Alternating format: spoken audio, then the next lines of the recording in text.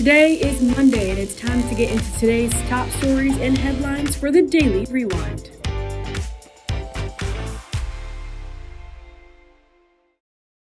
Cases of the measles are on the rise. Both Virginia and North Carolina have reported several cases already this year. Most cases are being reported in children. Health officials urge parents to think about getting your kids the measles vaccine. 10 on your side's Michael Rinker is joining us live in Norfolk with more on the latest outbreaks. Michael? Julia, Kiana, just 6 weeks into 2026, the state of Virginia has already reported 7 measles cases, and in North Carolina, that number is already at 20. Now, in the Commonwealth, none of those cases are here in Hampton Roads. In fact, 6 of the 7 are in Northern Virginia. The 7th is in Central Virginia, and they include active exposure areas include the D.C. Metro as well as Reagan National Airport in North Carolina. Many of the cases right now are in Raleigh as well as Charlotte. But across the country, the disease is ramping up again. Already this year, 900 cases of the measles have been confirmed. Last year, the number was 2,200 through the entirety of the year. Here we are in February, and we're already nearing 1,000. Now, children make up a majority of the infections, and typically the symptoms you see first are that red spotty rash, a cough, a fever, as well as potentially itchy eyes. But there also could be long-term impacts, and a child could be hospitalized because of measles. And health officials say there isn't a medication to help treat it when someone gets the disease. You kind of have to let it run its course, but the best way to protect yourself is to get vaccinated. People who have gotten the 2-dose vaccine series, we believe that they are protected unless they've got some condition that would actually make it more difficult for them to have an immune response, right? So if you're getting chemotherapy, if you're getting treatment for an autoimmune disease, those kinds of things can actually make it so that your immunity is not as effective. And right now, the United States is at risk of losing its measles elimination status, which essentially hinges on whether or not a measles chain is able to run in a 12-month period without being broken up in terms of how it spreads. Now, that's why health officials say getting vaccinated could mitigate the spread of the disease across the country. Live in Norfolk, Michael Rinker, 10 on your side. That partial government shutdown is impacting the Department of Homeland Security. Lawmakers failed to reach an agreement to fund the department over the weekend. That's why they are now on a previously scheduled recess. They left without a deal in hand after Senate Democrats blocked the consideration of a spending bill. Democrats say a White House offer falls short of the changes they want to see for ICE. It's our expectation that we will respond to the unserious offer that Republicans have made that clearly omits things that need to happen. The White House, for their part, says that they have been involved in good faith negotiations. Republicans have cast some Democratic positions as unreasonable, adding they should be willing to make concessions too. We're talking, but we have to protect law enforcement. ICE has done a phenomenal job. Border Patrol, we have a closed border for the first time in history. We have to protect law enforcement. TSA, FEMA, and the Coast Guard are impacted by this partial shutdown. Many of the employees will be working without getting paid. And this shutdown could lead to big delays at airports across the country. Right now, though, we are not seeing that here. This is a look at the Norfolk International Airport's website. We do not appear to be impacted locally. Nancy Guthrie, Today Show anchor Savannah Guthrie's mom, has been missing for more than 2 weeks. Authorities believe Nancy, an 84-year-old, was forcibly taken from her home on February 1st.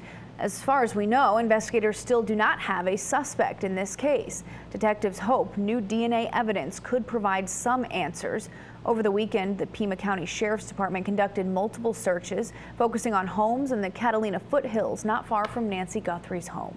The FBI is counting on the public for tips and a lead in this investigation. The Pima County Sheriff's Office says DNA samples have been sent to a private lab in Florida for testing. They're probably going to be testing for hair and fiber, see if there's any blood spatter inside, any DNA that can be pulled off of it. Investigators have detained at least 4 people for questioning, but they were all later released. The Virginia Department of Forestry has announced the start of the spring season, and that means the return of the statewide burn ban. It is now in effect. 10 on your side's Kagan Hughes has more. The law, which starts in mid-February and goes to the end of April, prohibits outdoor burning between midnight and 4 p.m. within 300 feet of dry grass or the woods. The burning law was adopted in the 1940s to reduce the number of wildfires that happened each spring. Virginia has traditionally seen an increase in fires during this time. According to the agency, this includes debris burning, open-air charcoal fires that can be found in parks, and the popular one, campfires. Department of Forestry says debris burning is the #1 cause of wildfires, closely followed by intentionally set fires. This weekend, Chesapeake Fire Department and Moyock Volunteer Fire Department put out a large brush fire that burned more than 100 acres in Moyock. The warm weather plus dry and windy conditions, along with the dead leaves and vegetation that died from the snow, increases the chances for wildfires. The burn ban does not apply to charcoal or gas-fired barbecue grills. And you can still enjoy your s'mores. Outdoor fires are permitted between 4 and midnight, but residents need to take precautions. The Department of Forestry says people should check with their localities for burn bans or restrictions before they even attempt to burn anything outside. Kagan Hughes, 10 on your side.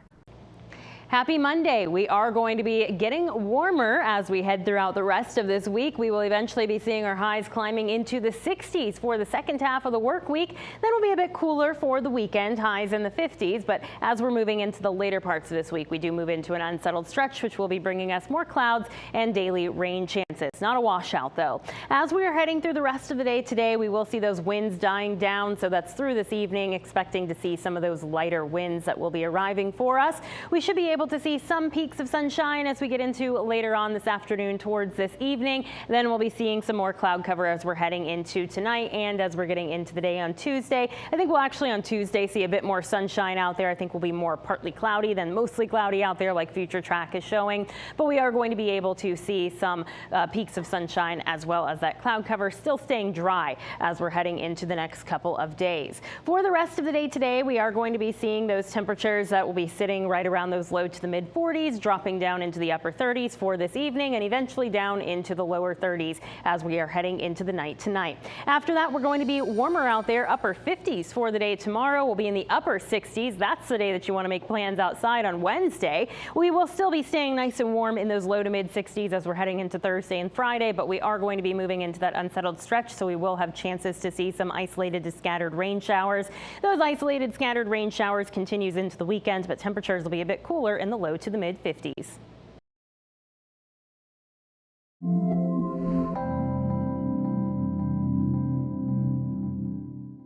We have breaking news from Portsmouth. Police there are on the scene of a double shooting. Right now, authorities say 3 different locations are involved in the investigation: Farragut Street, Gillis Road, and Channing Avenue. 10 on your side's Angela Bohan is joining us live. Angela, are you at one of those 3 scenes? Are they close to each other? Yes, Julia, they are very close to each other. And as you mentioned, there are multiple scenes. In fact, when we got here, we could tell quickly that there were 3 different scenes and police were still taping off some of those. I'm going to show you one of them. We're on Channing Street and you can see we're in a residential area. This area is taped off. Police have been looking around and also interviewing neighbors here. It is still a very active scene. Quite a few police officers. There's also some community advocates out here. We're going to take a look down the other, just around swinging down here, you can see at Gillis, there's another active scene there. And then about a block away, another scene there as well. Now, we did just get some confirmed information in from Portsmouth Police. We are told that 2 men have been shot. Their injuries are considered to be non-life threatening. They were taken to the hospital, and this all started a little before 10:30. No word on any suspects yet, or anything on the victim's ID, anything like that, but we can tell you that there's definitely a lot of neighbors standing around talking about this and watching out their windows. As I mentioned, some advocates here at the scene, anti-violence groups, trying to help out the neighbors here. But again, we're learning that 2 men have been shot and their injuries are considered to be non-life threatening, but still a very active scene here in Portsmouth being investigated. We will get more information and bring that to you just as soon as we can, and we'll bring that to you as well online at wavy.com. In Portsmouth, Angela Bohan, 10 on your side. In other news, a state trooper is hurt after a hit and run on Saturday. It happened during a traffic stop on Interstate 264 westbound at around 7 p.m. A black SUV hit the trooper's car. The truck did not stop and drove off towards the interstate at Witch Duck Road. The trooper had minor injuries but has since been treated and released from the hospital. The crash remains under investigation. Chesapeake police are investigating an incident that left one woman hurt. It happened around 2:30 yesterday afternoon. Officers responded here at the intersection of Battlefield Boulevard and Volvo Parkway. Investigators suggest that a vehicle with two men inside approached a woman's vehicle at an unknown location. It's believed the men began firing into the woman's car, hitting one person. The victim's car then drove and eventually stopped at the intersection where emergency personnel provided aid here. The woman was taken to the hospital and her injuries appear to be non-life-threatening. If you have any information about this incident, contact police. And we are still working to find out what brought police to a Virginia Beach neighborhood yesterday. On your side was at the scene of a heavy police presence on Baccalaureate Drive. Officers were called to the area around 3:30 yesterday for a situation. Officials have, though, confirmed that the scene is safe and that there is no ongoing threat to the public. We are told the investigation remains active. From Fairfax County, officials are investigating what led up to a big explosion in Centerville. This is drone video of the scene. According to Fairfax County Fire and Rescue crews, they arrived at Quail Pond Court just after 9:45 last night. Officials say there were multiple calls for an explosion as well as a house completely ablaze. We are working to get the details about what caused this scene. It's a shocking video here. As those details come in, check on air and online. In Chesapeake, the cause of this massive fire is still under investigation. Fire crews were called to A1 Auto on Liberty Street yesterday afternoon. They say the fire was so intense, crews had to use ladder trucks to pour water onto the flames from above. Fortunately, no one was inside and no one was hurt. In consumer news, we have new information about a recall we told you about this morning. More than 20,000 cases of single-serve peanut butter items and peanut butter and jelly combo snacks are being recalled across 40 states, and that does include Virginia and North Carolina. The affected products were manufactured by Ventura Foods and sold under multiple brand names and varieties. Officials say the products were recalled after the discovery of blue plastic pieces in a filter during production. Although serious health consequences are deemed unlikely, the FDA reclassified it now as a Class 2 recall last week. In other consumer news, Wendy's says it will close hundreds of restaurants. The move comes after a drop in sales. It will close down up to 6% of their U.S. locations. The company says closing those locations will allow its partners to focus on the profitable locations. This year could be a big year for real estate in Hampton Roads. The latest report from the Real Estate Information Network shows year-over-year increase in home sales across the area. From Old Town Portsmouth, across the water to Hampton even, the region's housing market continues to shine. Only in Suffolk did they see a small decrease of yearly median sales. Total number of sales have been really consistent across Hampton Roads. For the last 3 years, 2023, 2024, and 2025, about 25,000 homes have sold each year for the last 3 years. To view that full report, you can head over to wavy.com.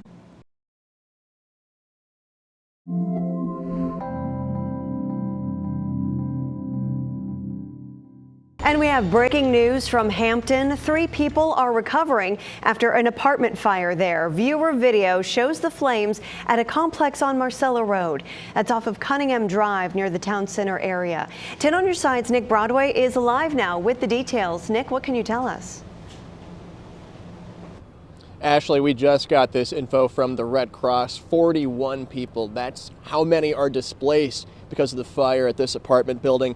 Temporary shelter for them is at the Ivy Memorial Baptist Church, and some of them do need it. Some of the people we spoke with do say that they straight up don't have anywhere else to stay tonight. So that is definitely much needed for a lot of the folks here. Much of the roof is gone. The smell of the smoke is still nauseating. The damage inside appears to be extreme. And though fire crews have been here for hours, putting out hot spots periodically, they appear to be done with that now. They're not reporting any serious injuries. Right as the flames started spreading at around noon, Derica and her daughter could smell it. My daughter said it smelled like marshmallows burning or something, and I looked outside or opened my door and I just heard a lot of commotion. So I told her, let's put some clothes on and see what's going on outside. And by the time we came outside, the whole stairwell was filled with smoke. So. How are you? Are you like health-wise, smoke inhalation? Are you hurt at all? Or I'm okay. Okay. Just mentally, my apartment is on fire. Now it appears their home is destroyed. Fortunately, they were able to make it out. Everything else did not. Everything. Everything. I brought my phone and my purse for my car keys, but I didn't know what was going on, so we didn't leave with anything. Everything's in there. My whole life. This is at what's marked as Building 8 in the apartment complex. Hampton Fire tells us when they showed up, they saw fire coming out of the back of the building. They started blasting water on the roof while searching the apartment for anyone potentially left behind. Crews tell us 3 people were evaluated, with 1 taken to a nearby hospital.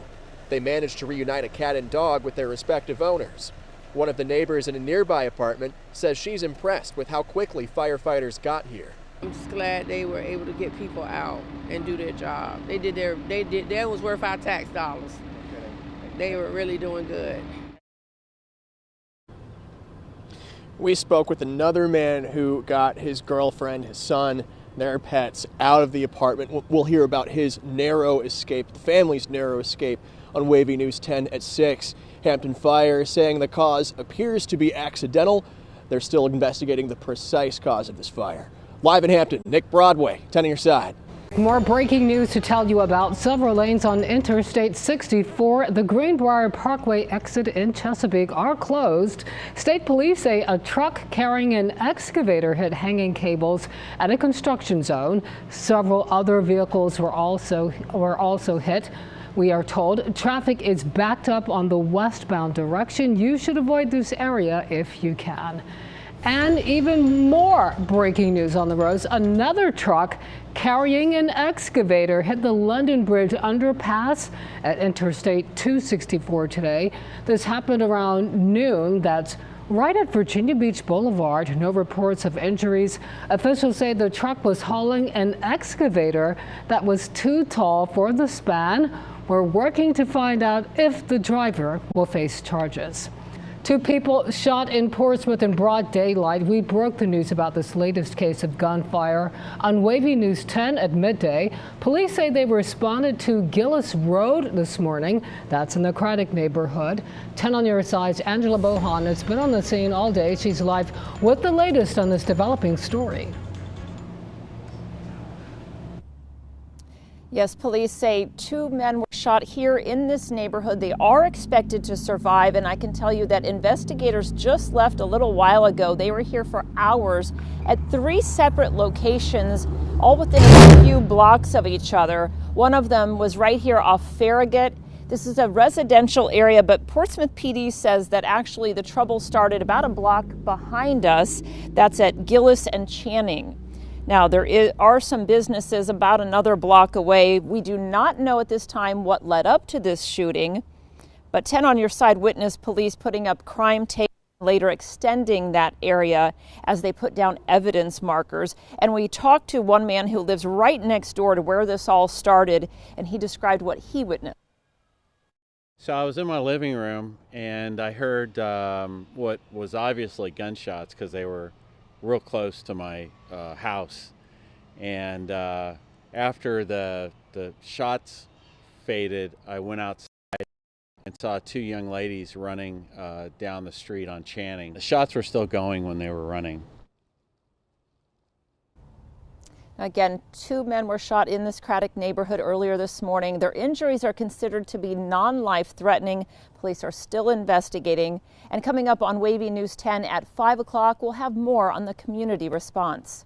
Live in Portsmouth, Angela Bohan, 10 on your side. Thanks, Angela. All new at 4, a North Carolina man is facing animal cruelty charges on the Outer Banks after deputies say he shot and killed a dog. Dare County officials arrested 38-year-old Casey Ording yesterday.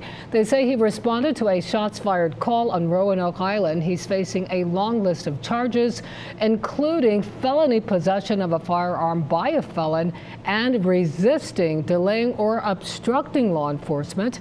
Deputies also say he had 2 outstanding warrants for other alleged crimes. Tonight, we're learning more about the man who died when his tractor trailer went over the side of the Chesapeake Bay Bridge Tunnel. Purdue Farms says 61-year-old Ronnie Andrews was driving when he plunged off the span around 6:30 yesterday morning. It happened near Fisherman's Island on the eastern side. 10 on your side investigative reporter Chris Horn has new information. I spoke this morning with Lovey Andrews. She lost her husband here on the Chesapeake Bay Bridge Tunnel early Sunday morning. She didn't want to go on camera. She is mourning the loss of a husband she had for more than 30 years. 61-year-old Ronnie Andrews was heading southbound on the bridge tunnel just before daybreak Sunday, not far from the Eastern Shore toll gate. His widow, Lovey Andrews, told me this morning that Ronnie had been driving for Purdue for about 5 years and was familiar with the bridge tunnel. Andrews was hauling a load of Purdue chicken to the Charlotte area. She last spoke with him by phone Saturday night, and he had no complaints of fatigue during their call. Lovey Andrews knows of no health conditions that might have contributed to the crash. Info from the Super Doppler 10 Weather Center showed no high winds at the time Andrews crashed through the guardrail. Bridge Tunnel police are investigating the death of Ronnie Andrews. Meanwhile, coming up in our next hour, I'll tell you what his widow told me about the fact that her husband wasn't the only Purdue driver in this area at the time of the crash. On the Chesapeake Bay Bridge Tunnel, Chris Horn, 10 on your side. Thanks, Chris. The last time a truck driver died after going over the side of the bridge tunnel was in June of 2023. Chopper 10 was above the scene. Investigators say a blown tire caused the big rig to crash through the guardrail in the northbound direction. Recovery crews found the body of Christopher Scott still in the cab. He was from the Richmond area. Sad news to report. Legendary Hollywood actor Robert Duvall has died. So don't have any illusions about who's running this network from now on. You're fired. I want you out of your office before noon, or I'll have you thrown out. His wife made the announcement on social media. She says Duvall died yesterday peacefully at his home in Northern Virginia. Duvall's career spanned 70 decades. It included iconic movies like The Godfather, Days of Thunder, Sling Blade, and Gone in 60 Seconds. He won the Oscar for Best Movie for the 1983 movie Tender Mercies. Robert Duvall was 95 years old. Breaking news in the case of a Norfolk woman later found dead. According to an FBI affidavit, agents believe the suspect, David Varela, has fled the country, likely in Hong Kong or China. Investigators say Varela killed Lena Guerra. He is charged with first-degree murder and concealing a dead body. Guerra was found dead at an apartment in the Icon building on East Main Street downtown. Investigators have issued a warrant for Varela's arrest.